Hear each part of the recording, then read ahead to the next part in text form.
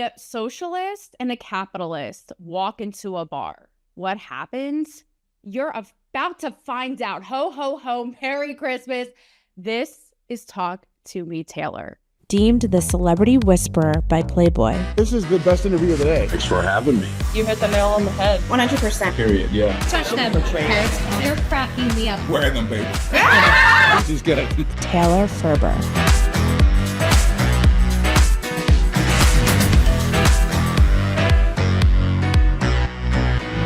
So today I am joined by none other than Niko for the People, as I have deemed him. Niko House, he is a political analyst. He is a podcast host of For the People. You're seeing a common theme here.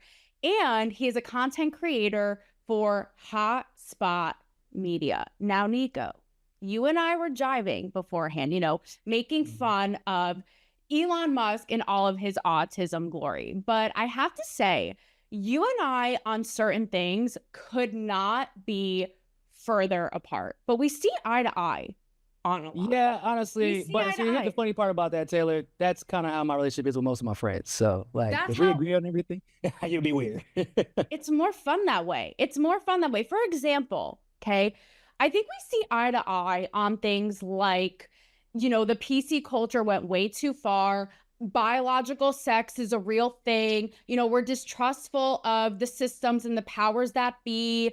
We are fans of Tulsi Gabbard, that Biden arguably is more of a racist than Trump is. And we also... That's not arguable. Like, that is a fact. That's actually a fact. That is actually a fact, okay? Fact checked. But we are totally opposite in some regards. Like I said, we got, you're socialist, I'm a capitalist. Could not be. So technically, I'm not a socialist, but I do believe in socialist policies. My problem with capitalism is the lack of checks and balances within our capitalist society. So I do believe in a lot of socialist policies because I just believe we should do whatever is commonsensical for the country based off of the resources they have available, and that varies from country to country. Well, fair enough. You mentioned common sense, which is something that we can, agree on, and I feel like a common thread with both of us is freedom. Now, something that is a big issue for both of us that we could not be further apart on is the Israel-Palestine issue. But to avoid getting in the weeds, that I'm going to delegate 5 minutes at the end to that, Niko. So we're going to get there and we will dive out on that issue. But until then, he's like, I am ready. Let's go. Hey, I'm on that. I mean, look, we can come to even look, you have your braids. I'm a blonde, and here we are. We are just bringing the magic for the people, and we're going to find common ground today, Niko. So I'm excited about it. But before we hop in, you are really, I watch your videos and you're intense. You're on it. You don't miss a beat. So take 60 seconds and give the people who is Niko for the people. What's the human side? What are you actually like in real life? So, what do you do? What's the tea? So my name is Niko. For those of you who don't know, actually I talked about it the first time I came on your show. I was named after the goddess Nike, and Nike actually means victory for the people. So that's where my show name comes from. That's where my email comes from. And that's kind of how I've always lived my life. Actually, for the most part, unknowingly, but that's just how my character has always been. I feel like I'm one of the very few people who, how you text people, they have one personality. You talk to them on the phone, they have one personality. You meet them in person, they have a different personality. You meet them around their friends, they have a different personality. And that's actually perfectly normal. Even in a different language, they have a different personality. I'm one of those people who actually is the exact same person in every single aspect of my life, which is where my autism comes in, I guess you could say. It's part of being on the spectrum, yeah. I don't really know how to put on the mask. It's kind of been one of the greatest benefits, to doing what we do. Because I don't feel like I have anything to hide ever. I can talk about whatever. Are you actually a little autistic? Yeah, I'm on the spectrum. Yeah. Oh, okay. Yeah. Oh no. It's actually it's cool. I mean, I don't have a problem with it. It's society that actually has an issue with it because you don't, like I said, the mask. It's this social contract that everyone is supposed to put on a mask in certain situations, and you're not supposed to say anything about it. And if you say something about it, or if you're even perceived as somebody who would say something about it, you become an outcast. Well, it makes so much sense why it's so harmonious with what you're saying, like your content behind the scenes. Someone very close to me in my life is also on the spectrum and is Asperger's-y, and literally he does not tiptoe around my feelings. I'm like, okay, tell me what you really feel. Like that shit, truth hurts. Like, I just learned to spoon feed it now. That I learned, like, I'm 30 still, but some people would say, based off my birth certificate, that I'm 35. That you have to, in the 35 years of my life, I learned, okay, yeah, you can be truthful, but sometimes there's a way to spoon feed them, because you have to be conscious of other people's experiences and trauma as well. It can't just be, well, it's the truth, so why don't you accept it? Because that's actually just inherently selfish, and that would be based on me and my inability to be conscientious of other people, being unwilling to deal with that. So that is something I had to work on, because I was just super honest all the time, and to the point where I'm like, is it necessary to be this honest at this moment, or could this wait, could you give it to me in pieces? Facts. And it also kind of ties into our society at large, which is why I wanted to have you back on today, right? Because even when it comes to being honest and hearing only what we want to hear, let's be real. We all like jerk off to the people who think like us, who talk like us. And like I said, you and I do disagree on a lot. And I think that's I'm not going to lie, in my own life, I need to work on this, because I am incapable of ever being wrong. Like, being right is my DNA, is my astrology. Like, it is the backbone of this society. In my brain. What sign are you? Aquarius. So, Jesus. Oh yeah, yeah. I don't fuck around or find out. But with that said, right, we need this, because it's I don't know, I'm trying to open myself up to it and be better at it, and certainly as a society we do. So with that said, let's hop the fuck in, okay? Let's talk quickly about my girl Tulsi Gabbard. And you have sort of like, you have a lot of street cred. You used to work for her.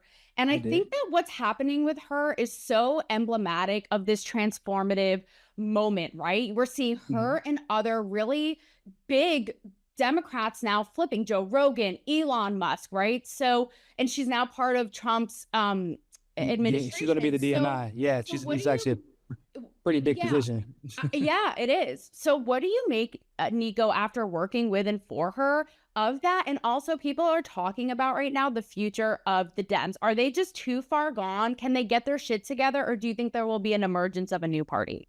So I'll just start with the Dems. Dems are fucked. They're done. They fuck themselves. Their problem that they have, that it's super in the weeds, so I'm not gonna get too far into it. But they don't have a bench for my sports fans out there. The Democratic Party was transformed in the late 1980s, early 1990s by the Democratic Leadership Council that was led by Bill Clinton. So every Democratic Party nominee or president has been a part of Democratic nominee, vice president, or president. They've been a part of the Democratic Leadership Council. The last member was Biden. There is no more left. There's nobody left. So there's a power imbalance and a vacuum in the Democratic Party. And although they were behind Kamala nominally, really, they was like, why that bitch get the spot? Why can't it be me? Because it's up for grabs. And everybody knows that Kamala, being the most unpopular vice president in history, really didn't have a chance against Trump. So like, they're done. They don't have anybody next, because it's not just about like that office to be the president. That's like almost a reward, if you will, for the Democratic Party. It's not like the Republicans where it's like alpha wolf, whoever's the alpha, that's who gets it. It's a reward, because you have to prove you have the power not only to participate in the corruption, but to protect me when I participate in corruption to gain power. Nobody has that anymore after Biden's out of office. So nobody feels protected. So why would I engage in corruption on behalf of Kamala, for example, when I know for a fact Kamala cannot protect me, because she does not have the power to conquer an entire country like Hillary did with Haiti and her Clinton Foundation, for example, and get away with it. So that's how I feel about the Democrats. They're done, and they're gonna keep losing until they go more to the right, at least as far as like neoconservative policies are concerned internationally, of the Republicans. Tulsi is an interesting case. Because, I would still consider her a friend, although I don't approve of the transition that she's made completely. And I really don't care about the name nominally Democrats or Republicans, because the Democratic Party fucked her. So like, I really don't care about that. They did her dirty, yeah. And some people feel like she's making a career move. And I don't know. I don't know what's going on in her personal life. That could be it. It could be a genuine career move. My issue is like I know her heart, and some of the stuff that she says, some of the stuff that she's done, some of the I know she genuinely doesn't like Marco Rubio. And she said it actually. She was like, it would be a mistake to nominate Marco Rubio. She was absolutely right. And then she turns around and is like, kiss his ass, right? Things like that bother me because that's not who she's traditionally has been. And politics will get you. It's politics. It's politics, but I also think there is a human element to it that I don't really get into too much on my show because I try to keep it strictly politics. But like, bruh, like if you've been attacked by one particular group for years without unjustified attacks, that the attacks that came against her in 2020, 2021, 2019, 2022, up until her transition recently, they were illegitimate. It was all to protect Bernie Sanders. It was all to protect the Democratic Party. Eventually, you're going to go to the side that is showing you love. And I feel like that's what it comes down to. And Trump extended an olive branch. And I do believe that Tulsi does genuinely love her country. I do believe that she would, in a position like the DNI, will do what's best for the country. I don't believe that she will purposely steer Trump wrong, even though I disagree with her on some foreign policy issues. But I do agree that we should be pursuing policies of peace and negotiation. But I do believe that there's something to be said that she does have to try and keep her emotions out of this position going forward, because I feel like that has a huge role that's played in her transition to being a quote unquote Republican, because she used to hold both sides of the establishment accountable, and now she's committing to the Republican Party. And to me, I feel like she should have kind of done what you would or I would, which is I'm gonna stay independent and I'll support who I need to support at the time. So with that said, emergence of a new party, do you think, because everyone's calling the formation now, right? Like RFK Jr., same thing. It's like they're the Avengers, right? Like the populist, so to speak, Avengers. So quickly, what's your little... I could see it, but we know how the Democratic and Republican parties kind of work together in the States to keep new parties from forming, or at least forming in a way that could challenge them. So true. However, this is the first year that we saw Republicans work alongside the Green Party to stop the Democrats from trying to keep them off of ballots. This happened, I believe, in Wisconsin, a couple of states actually, where the Republicans were actually working with the Green Party. So there could be a new party, because I don't believe that the Republican Party, like, yeah, we talking about the Democrats, but the Republicans, y'all clock is ticking. Trump ain't about to be here for the next 8 years. So 4 years, and y'all got y'all shit to figure out, because Marco Rubio ain't it. Basically, time's up for everybody eventually. That's it, Niko, basically. Let's pivot and talk a little bit about you, because it's interesting. I watch, despite my, innate need to be right, I actually do like to take in views that I disagree. I want to see what people are thinking, what's happening in the world, right? Where they're coming from, despite if it challenges my own. And something I find really interesting and that I actually really respect, and well, I respect you on the whole, you know that, despite our differences, but that I appreciate about you is that as a Black thought leader, you do not buy into the dogma of how a Black thought leader in American culture should think in a lot of ways. And it honestly parallels with somebody else who I agree and disagree with, Candace Owens, right? She, in her own ways, similar and also different from you, is that same sort of thing. She just was, I don't know if you saw her thing with Nick Cannon, but she was like, I'm not going to buy into this. I don't want to buy into this. So, oh no, I did not see that. So talk to me about your experience with that. And I don't know how much you follow her work, but like how you see eye to eye, what you disagree with her about, and, your view and navigating that. So it's interesting that you say that, because I remember at one time somebody attacked me. They said I was Hispanic and that I shouldn't be able to speak for the Black community about something to do with Democrats, which is super weird because I'm not actually Hispanic. I'm Caribbean. But I mean, which you can also, but I'm like, but also because I'm Hispanic, that means I'm not Black. I don't understand how those two things follow. But it's interesting that there is an expectation, and there's almost an attempt to pigeonhole you when you're speaking about politics, and you are a straight Black man. And I'm being very specific. Straight Black men, we get pigeonholed. There are certain approved voices that are allowed to go on corporate media, Piers Morgan, Tucker Carlson, Fox News, CNN. Marcus Lamont Hill will be one. There are like maybe 3 or 4 total. And they're basically liberals that just put on a progressive mask for about 2.5 years. Then the presidential elections start, and then they go straight liberal again and go and campaign for Kamala. I've never been that person because being Black it's inherent in who I am. It is a part of my experience, but it is not the whole of who I am. I'm Niko. And my mom kind of instilled that in me at a young age because she just never wanted me to just jump on a bandwagon because of the area that we grew up. It's easy to fall in with a bad crowd if you just allow yourself to be a follower. And so I decided I'm going to be who I am. I'm going to embrace my Blackness because I do love being Black, but also there's like a reality because of the mix that I am. I'm also, there's a uniqueness to my Blackness that kind of actually made me ostracized at times by what I would like to affectionately refer to as the family reunion Black community that lives in the South. I lived in North Carolina for middle school and high school. So like, even to the Black community, I'm not always Black enough.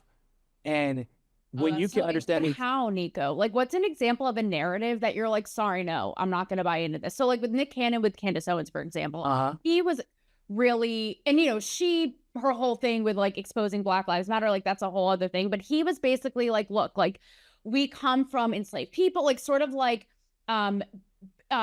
bearing the weight of that burden. And she basically was like, I'm not going to buy into that. I'm suppressed, like that idea, right? Like I'm my own individual person. Oh, I'm not going to buy into the oppression thing. Okay. Exactly. I get that. So what's a narrative for you that you're like, sorry, I'm not going to buy into this? So that black people should be voting for the Democratic Party. Okay. That Black people should put their issues above Black people in America should put their issues above genocide in Gaza, or any issue around the world.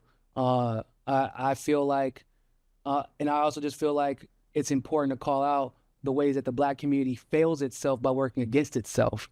And that's so. I guess once again, voting for the Democratic Party or voting for the Republican Party, but voting for the Democrats in mass, is a problem because they take your vote for granted at that point, true. Right? And then they expect Black it. Like it goes without saying. Yeah.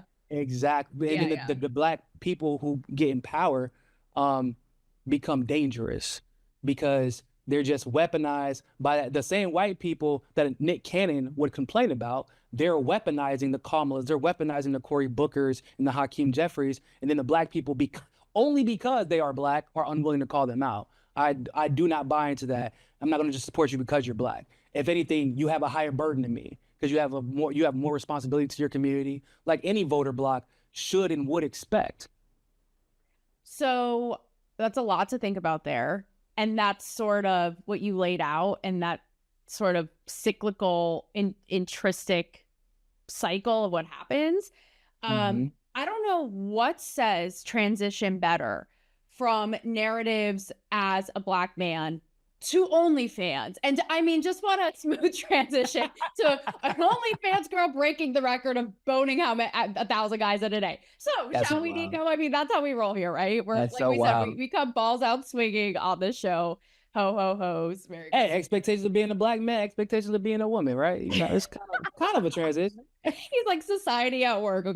Okay. So we were talking a little bit before this about the Lily Phillips viral story. So if you guys don't know, it's this OnlyFans girl, 23 years old, and she did 100 guys in a day, which equated to, I don't know, like every 50 seconds, something, right? Now she's going for the Guinness Book of World Records with 1,000 in one day. Okay. And it's become this whole big controversy. She did sit down with Candace Owens and then the Full Send podcast, right? But the reason I want to talk to you about this is because I think it's bringing up a larger conversation around liberalism, right? People are saying that this is what happens when feminism goes too far. Women having this, proving something, going extra and having a detachment from sex like men, or not playing into the traditional female role, as well as, parenting and having solid,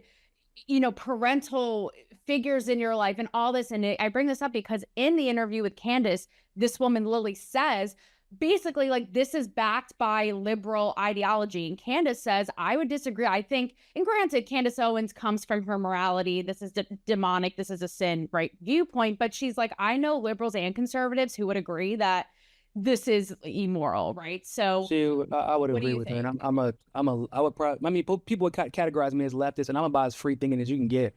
I think that it's immoral. I think that her parents have failed her. That they're using her because of how much money she's making. I feel like the conversation that you could have, that would, as great as the conversation might have been with Lily and Candace, have her parents sit down with Candace, or really anybody. That conversation would actually be better to learn about them and the sociopathy that they've displayed, in not only allowing their daughter, but encouraging the daughter to participate in this, because people probably wouldn't even expect it, but I didn't lose my virginity until I was 19. Do you know why? Partially because I actually wanted to wait until marriage, but it wasn't because of, even though I was a Christian, it wasn't because of the actual religion. It was, I watched the guys around me, from the moment they lost their virginity, I noticed there was like a chemical change in them. Everything became about the next time they were going to have sex. Everything. So as I was trying to graduate high school, keep my grades up, participate in debate, participate in sports, do everything I was doing, I'm like, if I have sex right now at this point in my life, especially with somebody who's random, my focus will change completely, because there is the chemical side of it, but then there is also the spiritual side of sex that some people may not want to acknowledge, but it's there. That connection is real. And when you turn yourself into a robot in the way that this woman did, I don't believe that has anything to do with liberalism or conservatism. That's a toxicity. As just, I don't know what else to call it. It's a toxicity in our society. And the truth is, she can do it because there's a market there. That's the crazy part. Yeah. And right? And we talk about ideas that are theoretically rooted in things like liberalism, feminism, right? And you and I, like, a hill both of us have to die on is freedom. And what gets contorted about this issue is even this girl will say herself, like, this is freedom. This is my freedom. And so there's a part of you that's like, doesn't want to be judgmental, because it's like, okay, a person's freedom is their freedom. Yeah. and to each their own, and libertarian, whatever. Freedom? That would be my question. Exactly. It's sort of like contrast and is up at odds with what you just said of like, this is something, it actually has a chokehold on you that's not freedom, actually. Because I know a lot of people who do OnlyFans, like, and they do different, not like just have sex with a bunch of guys, like just some people do it by themselves. Some people do it because it's a free way to express themselves, and some guys that pay for them appreciate that, and they like the positive feedback. There are a lot of reasons for why a lot of women do OnlyFans. But this seems like I'm keeping up with the Joneses, basically. I can't, because of how saturated OnlyFans is now. This seems like an attempt to break through and be at the top to keep the money coming in, which means you are no longer, OnlyFans is no longer a thing of freedom for you. You're a slave to it. Like that now it's not about, it isn't about your freedom anymore, because you're making plenty of money. You said you were doing fine. Your family is fine. Everybody's good in your life. You're not saving anybody. So why are you doing this? Because you're a slave to it, and you need to do whatever you can. Because if you weren't a slave to it, you wouldn't have been coming out crying halfway through 100 guys, and you talking about doing 1,000. That's dark.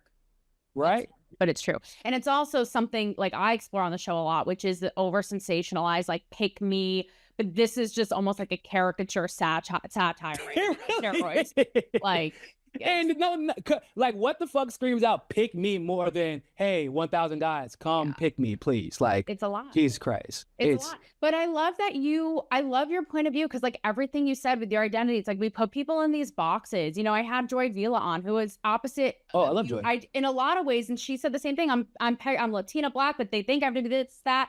Even you, like, right? You are like, for all intents and purposes, I'm a Black American who speaks Portuguese. I was gonna say with this issue, like, left leaning, and it's like, but I don't agree with this, which in theory I should, right? So I appreciate you breaking out of those boxes. Okay, as promised, last 5 minutes, Palestine, Israel. So let me just set the table here, Niko, because my audience knows that I will ride or die for this issue. And I don't want us to get in the weeds, as we both can, of why we are in the camps that we're in. You know, I'm a Jew. It's really emotional and personally tied to me. I've spent time in Israel. Like, these are my people. Like, I will ride or die. But let's talk about some of the recent unfoldings and, again, finding common ground, because I know we have it. We're going to give this holiday gift to the people. The common ground of the overarching idea of freedom, right? So the latest events, really, all eyes are on Syria, right? Assad fled after Bibi Netanyahu essentially pulled the rug out under Hamas and Hezbollah, right, in Lebanon. Now, Hamas fled and then, Assad fled and then he pulled the rug out because Assad was a conduit between them. But yes. So, right. So basically, and Assad was a ruthless, brutal dictator, right? And I know you could argue like, no, they were fine and this, that, but now, I mean, it's theoretically freed so many people who were under this brutal rule. I know now. Theoretically, that's what I keep hearing. That's what I keep hearing. Well, that's what I fair enough. I knew that you were going to say this out on your socials, right? But also the idea of, you know, how even Hezbollah in Lebanon made Christians' lives a living hell. You know, you talk about freedom, and I would argue that Palestine has really been a pawn on both sides, right? Like, why hasn't its wealthy neighboring allies, Arab countries, helped it, right? And you see the Iranian proxies through, you know, Yemen, through Syria, through Lebanon, all this. So, you know, with that said, and with all this, look, I want Palestine to be free. You want Palestine to be free. We may have different ideas of the weeds and the logistics, but what can be the common ground here when it comes to freedom? Well, so like you said, I want Palestine to be free. And actually, I couldn't agree with you more. I do feel like Palestine has been used as a pawn. I do feel like a lot of these Arab countries have been puppets of the U.S. imperialist regime. And they have forsaken Palestine because Palestine won't buy into the U.S. imperialism that keeps these Arab countries so rich. Just call it what it is. These Arab countries have no problem with Israel for whatever reason, despite them actually fully buying into Sharia law, for example. Everything that Israel is supposedly against, everything that Israel, at least the Zionist government, I'm not going to equate every Israeli to the Zionist government because literally most of them don't even like Bibi. So like, there's probably something else we agree on. I believe that Bibi is probably the worst thing to happen to Israel since the U.S. got involved in the situation at all. So, but I do believe that they deserve freedom. Even Trump said people always point to what they haven't done. And he said, I feel saddened by the fact that Palestinians haven't been given an opportunity to fulfill their potential. And we don't have that conversation enough. But I do believe that we have to acknowledge, kind of like what we do. Like, you have no problem calling out the U.S. government, for example. So as a Jewish person, I feel like you could probably acknowledge what Bibi is doing to maintain power, as he is actively going through a corruption hearing as a sitting prime minister, which is the first time in history that that's happened. It's wrong. What he's doing in Syria, for example, after the U.S. and Turkish-backed proxies overthrow the Syrian government, why are you then going behind them and bombing innocent people and invading this country and further stretching the resources of Israel, by the way, because their economy is not doing well? How is this going to benefit? Is it truly benefiting Israel, or is it benefiting Bibi Netanyahu? Well, let me ask you something, Niko, because I know you think Bibi is genocidal. And like I said, I won't, like, as a Jew, I don't know if I'll ever fully wrap my head around the other side or like your way of thinking, right, so to speak. But if it is in fact true that so many people were freed after Assad's brutal rule and dictatorship because of what Netanyahu did, right, in essentially, again, like taking out Hamas and Hezbollah, isn't that freedom? Well, no, because let's just say that there were a lot of people who were freed. I don't really know if that's actually true based off what I know from the ground, but let's just say that's true. There was also far more than 50 to 60% of the country who supported Assad. Because the truth is, if you truly are the brutal dictator that people claim you to be, you don't have to worry about a Turkish proxy or a US proxy or whoever, French proxy coming in and overthrowing you. Your own people will come in. They won't be speaking Kurdish. They'll be speaking your language. They'll be from your cities and your towns. We know this because in Iran, when the US tried to prop up royalty there, Iranians overthrew them and they could not get back into power. The prince is still trying to get back into power in Iran from outside the country to this very day because Iranians did not want him. So although it may seem like it brought freedom to one group, it is bringing oppression as we speak to another group, and is literally leading to the deaths of people as Israel invades them.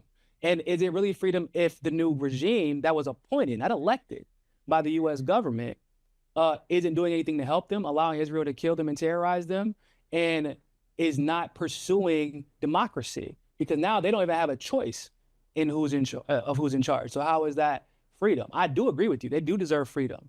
And there might have been people who didn't like Assad, but like that's up to the Syrian people at that point to decide what to do with that country. Because we saw what happened in Libya whenever the U.S. kept pushing this narrative that Gaddafi was this brutal dictator, leaving out the part where he was the elected chairman of the African Union, leaving out the part where he was single-handedly stopping terrorism from entering Africa by being the wall that stopped them, stopping human trafficking, or at least slowing human trafficking down in Africa, trying to create a currency that would support Africa right before they took him out. How he was adored by Nelson Mandela, how he was adored by some of our greatest thought leaders and world-renowned peacemakers. Like, and then what happened after with the slavery? Like literally open market slavery. That's what's happening in Libya right now. They can't even get through a natural disaster without help from the international community. I don't want that in Syria because that's not freedom. So yeah, I want freedom, but I want real freedom, not the freedom that's sold to us on CNN and Fox News. Well, I feel like, and I have to wrap us sadly, Niko, I actually originally before this, I was going to ask you, like, if you were to sit down with BB, what would you say / ask? And I'm like, I think we all know where that would go. Yeah, so I can't even say that on camera. I can't even say that on. Case in point. So I was like, let's get somewhere a little bit more productive. My issue on the whole is turning a cheek to certain, it's like how women are oppressed, certain attempted to be eradicate, religious groups, like I said, Christians in Lebanon, all this. And so on the whole, on both sides, again, as much as we agree to disagree, it should be, in my opinion, like freedom is freedom, period. And neither side should look the other way when it's like, okay, well, this group maybe was, but this, you know what I mean? It should just be across the board, period, full stop, freedom. Yeah, no, I 100% agree with that. And I feel like that's why it's important for the people within the country to determine that and to fight for it. Because what does it mean if somebody else fought for it? Like, you can't maintain it if somebody else had to fight for it. That just means you're not at the will, at the beck and call of the group that helped you attain whatever freedom that you might have right now, right? That's why it's so important, like, for what Caitlin, I know this is really off the rails, but just like, for example, I say I don't understand why so many people are hating on Caitlin Clark. Like, I understand why people might hate the system. I had no idea where you were going to go with this. Like, but no, I understand why people might hate the system that props her up. Okay, cool, but fuck that. Look at what she's doing for this league who has so many talented players who needs the promo. And it came from inside. It didn't have to take an NBA player to constantly show their face and promote the league, because they've tried that. They tried it with Kobe back. He tried to push the league hard. It still didn't work. It came from a woman. And now the women in the league are going to have to reconcile how they all get along with the fact that Caitlin is helping the league progress. And it's up for them. When people ask me, what do you think about it? I'm like, it's up to the women. They got to resolve it. It's their league. That's who should decide it. It shouldn't be me. I'll give my opinion about it, but it shouldn't be me. And the men shouldn't jump in to try and pick sides between Angela Reese and Caitlin Clark when they really don't even hate each other. I don't know if that narrative comes out there because they're competitive, but they don't even hate each other. But people try to push this narrative for their own personal gains when it really should be them in the league who decide how it progresses. Niko for the people. He's like imperialism, but in the WNBA. Niko, I have to let you go, but this was really great. And I so appreciate the dialogue, right? Don't you think it's needed? It's like, like I said, we're so used to jerking off to what we want to see and nothing that challenges us, and it doesn't help us. So It doesn't help, but it's so boring too, man. Like I actually got so tired of watching the news. Like just people, like I had like my timeline was just full of people that agreed with me, and some of them weren't even really agreeing with me. They're just agreeing with me because they knew that other people would agree with the post if they post it. Like that's where we're at right now in fucking media. I hate it. I'm not gonna lie to you. I like going to other people to figure out like, so why do you think opposite of me? Let's figure that part out. well, we're up on our time. I don't know. Maybe we leave people with a little cliffhanger. Yeah, there you go. I feel like if you really want to understand, like not just know, like if you want to understand, go watch people you hate, go watch people you dislike, go listen to opinions you don't like, and try to figure out why that person feels so strongly about that and has an opposite opinion than you about that. Because you might learn something about yourself. Yes, that's why I will listen. Even like some of your stuff, it'll strike a nerve with me. I'm like, oh, or even like this person, that person, and I'm like, they are just as entitled to their view as I am mine. Period. So, because I'll tell you, when I listened to that Candace interview with Lily, I was like, God damn, man, I hate to say it, but Candace is spitting right now. She has a point. I'm like, hey, she going, yeah, man, she's spitting right now. Damn, well, I can't. I need to tweet about this later, maybe. I don't know. I still be having to work. I gotta think about it because it's Candace. But just to let you know, like I watch Candace's stuff just so I can like, okay, yeah, is she full of shit or it's just real. This is true. This is right. Exactly. So. Niko, for the people, thank you for your service and the art of agreeing to disagree. I so appreciate you. Maybe we'll pick this back up in the new year. For sure. Give the people what they want, baby. Yeah, there you go. There you go. I'm all about giving people what they want. And well, obviously, look at your outfit. I told him, I was like, he's looking all 50 today with the black like button up. So like it looks like a silky moment happening. He's got a necklace. Like look at all. It's like one of my favorite shirts too. It feels so good on my skin. It feels so good on my skin. I was so glad I got it. I'm flattered. I'm gonna take that as for your appearance on this show. You know how it gets. Sometimes you gotta be worried about that. You think put it on your skin, you're like, shit. It's not a good decision. It's not a good fashion decision. Now I got to sit to this whole party with this shirt. I'm just going to take it as a flattery ego boost that it was solely for the purposes of your appearance. There you go. Thank you so much, Niko. I appreciate you.